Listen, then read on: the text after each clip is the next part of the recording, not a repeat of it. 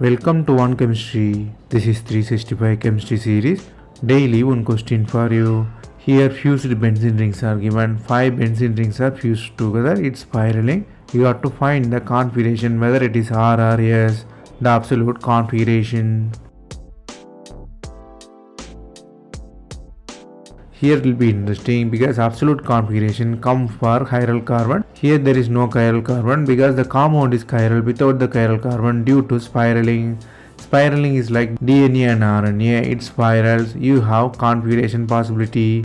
So if you go from top to bottom, you can find the configuration of it. If structure goes top to bottom, clockwise direction means P.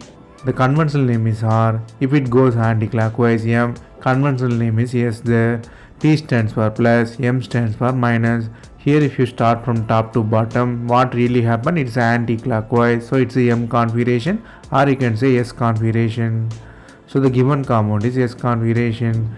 Here the concept you have to learn here is the compound can be chiral without the chiral carbon. This kind of compounds are represented by P and M configuration.